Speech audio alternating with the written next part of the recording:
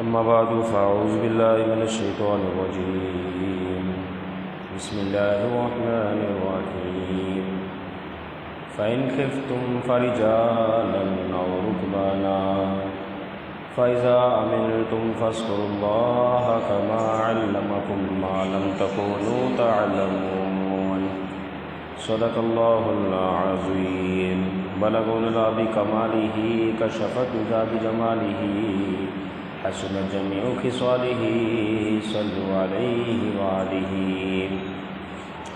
فإن فضل رسول الله ليس له حد فيعرب عنه ناطق بفمين مولاي صل وسلم دائما أبدا على حبيبك خير الخلق كلهم.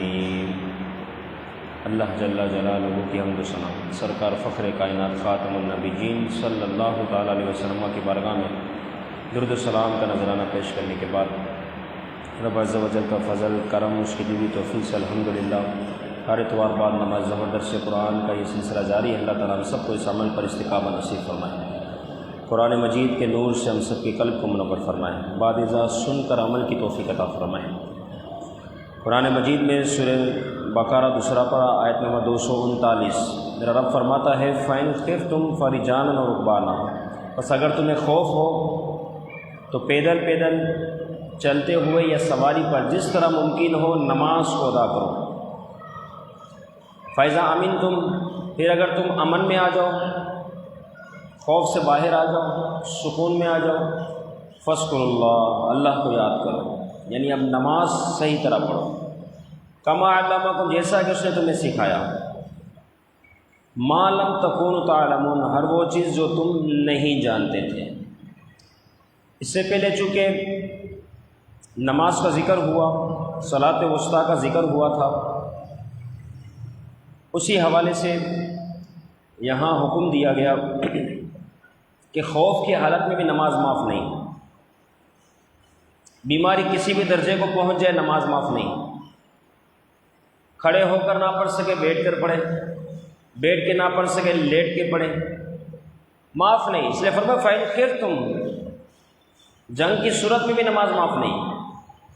دشمن کا خوف ہو، رکا رہوں گا، کوئی آ کے مار کے چلا جائے گا، فرمایا پھر بھی نماز معاف نہیں. اندازہ لگائیں اس بات کو، سوچیں ذرا، غور و فکر، تدبر، تفکر کہ نماز کا حکم کتنا سخت ہے، کتنا سخت ہے. فرمایا تم ایک جگہ پر ٹھہرے ہو، تمہیں معلوم ہے ٹھہرتے ہوئے نماز پڑھو گے تمہیں کوئی آ کے مار کے چلا جائے گا، فرمایا فرجالا، چلتے چلتے نماز پڑھو، معاف نہیں ہے. اسی طرح فرمایا کہ تم جس سواری پر ہو، نماز کا ٹائم شروع ہو جائے اور تمہیں معلوم ہے کہ سواری سے باہر آتے تھے وقت گزر جائے گا، اور رکبانا، فرمایا سواری پر نماز شروع کرو، معافی نہیں. مرض اس حالت پر پہنچ گیا کہ مریض نہ بیٹھ کر پڑھ سکے نہ کھڑے ہو کر پڑھ سکے. فرمایا لیٹا ہوا تو ہے، لیٹے لیٹے نماز پڑھے. پھر حکم دیا گیا یہ تو بڑا مسئلہ ہو گیا، وضو کرنے کے لیے بھی کھڑا نہیں ہو سکتا. فرمایا وضو کرنے کے لیے اگر اس جگہ تک نہ پہنچ سکے تو اس کے قریب بالٹی کو کر لیا جائے، ایک جگ لے لیا جائے، اس سے اس کو وضو کروا لیا جائے. بالٹی رکھیں گے، جگ لیں گے، پانی ڈالتے ہیں. فرمایا یہ بھی ممکن نہ ہو، اس سے بھی اس کے اعضاء کا تلف ہونا، بیماری کا بڑھنا، اس کا اندیشہ ہو. فرمایا اب کیا کیا جائے؟ فرمایا اب تیمم کروا لیا جائے. اور تیمم کا تو کوئی مسئلہ ہی نہیں ہے. پتھر جو بہت زیادہ سخت نہ ہو، جیسے نوکیلے پتھر ہوتے وہ نہ ہو، وہ پتھر جو ہے پہلے سب سے پہلے اس کو نیت کروا لی جائے کہ وضو کرنے کے لیے جو ہے میں پاکی حاصل کرتا ہوں اور نماز پڑھنے کے لیے تیمم کرتا ہوں. یہ نیت ہو گئی اس کی، ایک فرض ادا ہو گیا جو تیمم کے 3 فرائض ہیں. دوسرے اس پتھر کو جو اس کے چہرے پہ صحیح طریقے سے مل لیا جائے کہ بال باقا بھی بال کے نوک کے برابر کوئی جگہ باقی نہ رہے. تیسرا اس پتھر کو یہاں سے یہاں تک صحیح طریقے سے پھیر دیا جائے. یہ اس کے تیمم کے 3 فرض سے مکمل ہوا تیمم. اب اس کو کہا لیٹے لیٹے نماز شروع کر. اس حال میں بھی نماز معاف نہیں. لوگ سفر پہ جاتے ہیں نا تو نماز چھوڑ دیتے ہیں، علیہ باللہ. ریل میں تھے، بعض بولتے ہم کشتی میں تھے، بعض بولتے ہم ہوائی جہاز میں تھے، نماز کیا پڑھتے؟ مسئلہ سیکھتے پھر جاتے نا. ٹکٹ پہلے کروائی تھی یا ڈائریکٹ اس نے بلایا آ جاؤ؟ سارا انتظام دنیاوی اعتبار سے ہمارا تیار ہوتا ہے. لیکن اخروی اعتبار سے مسلمان ہے، سب سے پہلے اس کو پتہ ہونا چاہیے کہ میں جس وقت میں جاؤں گا وہ نماز کا وقت بھی ہوگا، جس وقت میرا سفر ہوگا اس دوران نماز کا وقت بھی آنا ہے۔ مسلمان کو تو سب سے پہلے نماز کی فکر ہونا چاہیے، کیونکہ یہ رب کی طرف سے حکم ہے۔ آج مسلمان اسی سے غافل ہے۔ ہمارے اکابرین بزرگان دین کی کیا سیرت رہی، کیا ان کے معاملات رہے۔ سیدنا ابوبکر صدیق رضی اللہ تعالیٰ جب نماز کا وقت ہوتا لوگوں سے فرماتے اٹھو، کہاں جانا ہے؟ آپ فرماتے جو آگ تم نے جلا رکھی ہے نا اس کو بجھانے کی باری آئی ہے۔ کون سی آگ جلائی ہے؟ کوئی نظر نہیں آ رہی آگ، تو فرمائے جو گناہ ہے نا، جو گناہ تم کرتے ہو یہ آگ ہے، تم نے اس کو جلا دیا ہے، خوب جلا کے رکھا ہے۔ فرمایا اب اس کی بجھانے کی باری ہے، تو کس طرح بجھے؟ فرمایا نماز پڑھو، اللہ تعالیٰ اس کے صدقے تمہارے گناہوں کو معاف فرمائے گا۔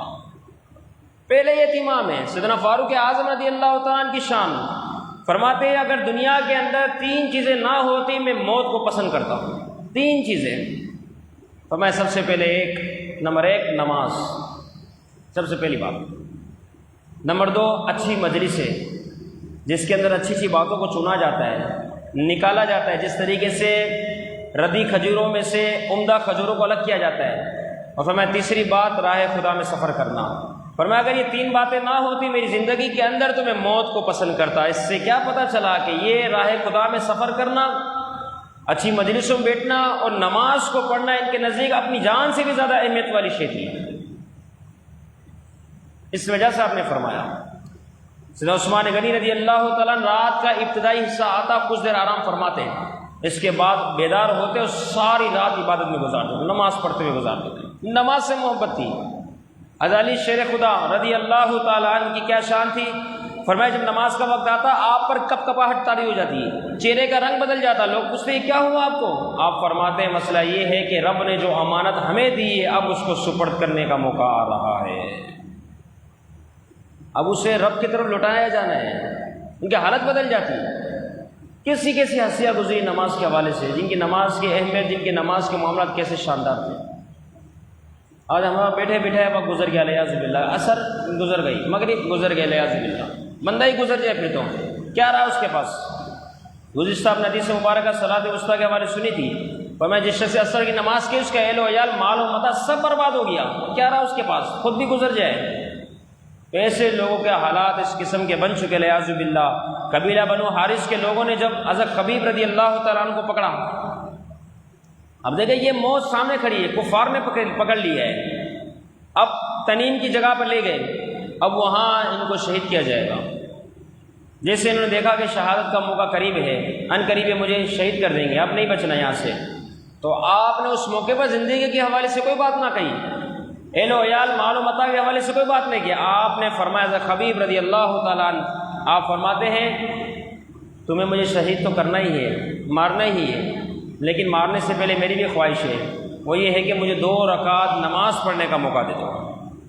موت دیکھ کر بھی نماز کی طلب کی جا رہی ہے، مارا جا رہا ہے، پر میں نہیں، نماز مجھے پڑھنے دے دو پہلے۔ نماز سے کتنی محبت ہے، کتنی اندازہ لگایا آج ہماری کیا محبت ہے۔ جیسا تیسا وضو کیا، جیسے سجدے کیا، بس اللہ قبول فرمانا، فوراً بھاگتے ہوئے نظر آ رہے ہیں۔ لوگ جمعہ پڑھتے 2 فرض پڑھ کے بھاگتے ہوئے نظر، کہاں جا رہے ہو؟ آ تو گئے مسجد میں، کچھ دیر بیٹھ جاؤ، نماز تو پوری پڑھ لو، اتنی جلدی کس چیز کی ہے؟ پورا دن باہر تو گزارنا ہے، جب رب عز و جل نے توفیق دے دی سجدے کی تو پوری نماز تو پڑھو۔ بھاگ رہے تھے لوگ، مسئلہ ہی نہیں ہے، سنت چھوڑ دی تو کوئی مسئلہ نہیں ہے، الیاذ باللہ۔ ایسے ایسے لوگ، ایسے ایسے ذہنیت، لیکن یہاں دیکھیں موت سامنے ہے، فرمایا 2 رکعت نماز پڑھنے کا موقع دے دو، تو ان کفار نے، ان قاتلوں نے آپ کو اجازت دی، آپ نے 2 رکعت نماز پڑھی، لیکن جس طرح پڑھی ہے جس طرح پڑھی، حالانکہ صحابہ کا نماز پڑھنے کا انداز ہی اپنا ہوتا تھا، کئی کئی گھنٹے گزر جاتے تھے۔ سلام پھرنے کے بعد آپ نے جو شاندار جملے ارشاد فرمایا، آپ نے فرمایا کہ مجھے نماز تو بہت طویل پڑھنی تھی، لمبی نماز پڑھنی تھی، جو کہ ان کی عادت ہوگی، لمبی نماز پڑھنی تھی، لیکن میں نے اپنی نماز کو طول نہ دیا، اپنی نماز کو بہت لمبا نہ کیا۔ وجہ یہ ہے کہ کہیں تم یہ نہ سمجھ بیٹھو کہ میں موت کے ڈر سے نماز کو لمبا کر رہا ہوں، اس لیے میں نے نماز کو مختصر پڑھا، اس موقع پہ میں نماز کو نہیں چھوڑا۔ لوگ یہاں وہاں جاتے ہیں اور آسانی سے نماز کو چھوڑ دیتے ہیں، کشتی میں بیٹھے بولے نماز گئی، بھائی مسئلہ سیکھتے نا، کشتی اگر کنارے پر کھڑی ہے اتر کر آپ زمین پر آ سکتے ہو، تشریف لے آئیں، پھر زمین پر آ جائیں، نماز پڑھ لیں، اور اگر زمین پہ اترنا ممکن نہ ہو، وہ کشتی ہے پانی میں، اب کیا کیا جائے؟ تو اب جو ہے وہ آپ جہاں پر ہیں وہاں قبلے کا تعین کریں کشتی کے اندر ہی، کیونکہ اب اترنا باہر آنا ممکن نہیں، تو اب جو ہے وہاں پر نماز پڑھیں قبلے کا تعین کر کے۔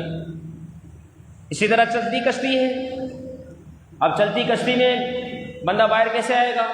زمین پر تو آ ہی نہیں سکتا، اب اس صورت میں جو ہے قبلے کا تعین کریں، تحری کریں، غور و فکر کریں قبلے کے بارے میں، اس کا ذہن جہاں پر قبلے کی گواہی دے اس طرف رخ کریں اور چلتی کشتی میں نماز پڑھیں۔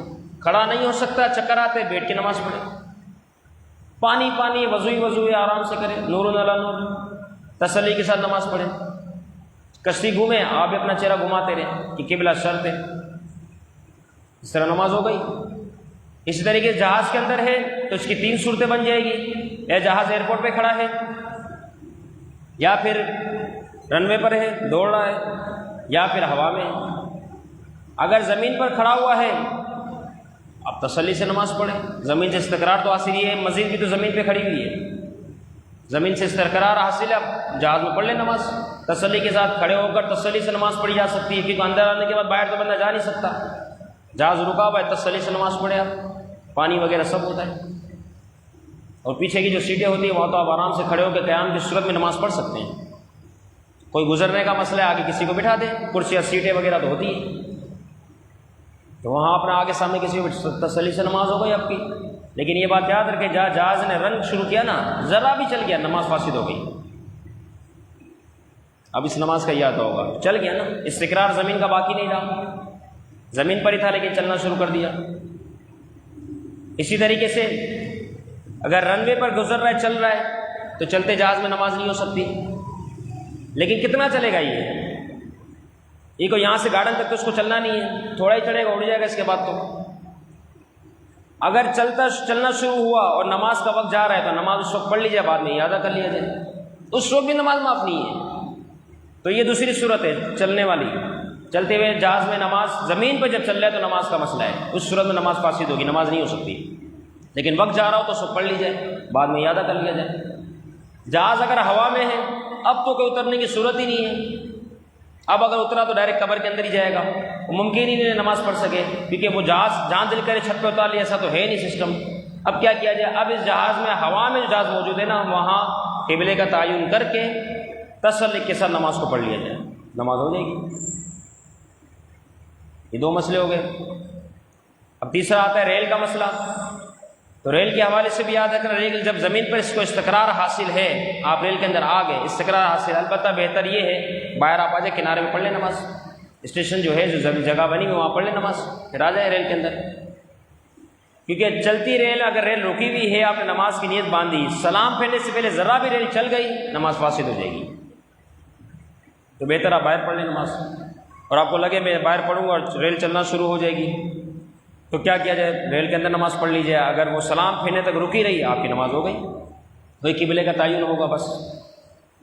اب چلتی ریل ہے، اب اس کو استقرار نہیں، لیکن اگر وہ چلانے والا چاہے تو اسے وہ روک سکتا ہے، کیونکہ ہے تو زمین کے اوپر ہی نا، تو یہ بھی بندے کا فعل ہوا۔ اس وجہ سے چلتی ریل میں اگر بندہ نماز پڑھے گا، کیونکہ وقت گزر رہا ہے اور کوئی حالت نہیں، تو وضو کرے، نماز پڑھے چلتی ریل میں، لیکن بعد میں اس نماز کا اعادہ کرنا ہوگا، اس نماز کو بعد میں لوٹانا ہوگا، تو اس کا نتیجہ یہ ہوگا کہ بندہ گناہ گار نہیں ہوگا، اس نے اس نماز کو وقت پر ادا کر لیا، اگرچہ بعد میں اس کی قضا کر رہا ہے، لیکن اس وقت جو سہولت موجود تھی اس کے تحت اس نے نماز کو چھوڑا نہیں۔ ان تمام باتوں کا لب لباب خلاصہ وہ یہ ہے کہ کسی حال میں نماز معاف نہیں، یہ چند صورتیں میں نے آپ کو بتا دی، کیونکہ واضح حکم ہے، فَإِنْ خِفْتُمْ فَرِجَالًا وَرُكْبَانًا، دشمن کا خوف ہے، چلتے چلتے پڑھو، معافی نہیں ہے، جتنی سواری ہے سب سواری کے اندر نماز کو پڑھا جائے۔ ایک اور مسئلہ یہ بھی آتا ہے کہ گاڑی کے اندر بندہ بیٹھا ہے، سیٹ ہے جو عام طور پر نارمل سیٹ، ایک وہ بہت آرام دہ سیٹ کے سیٹ اور بستر میں فرق پتہ نہ چلے، وہ نہیں، اس کی بات نہیں ہو رہی، عام روٹین میں جو سیٹیں بنی ہوئی ہوتی ہیں، اس سیٹ پہ بندہ بس کی ہے، جہاز کی ہے، ریل کی ہے، اپنی گاڑی کی سیٹ ہے، اس پہ بندہ بیٹھا ہے۔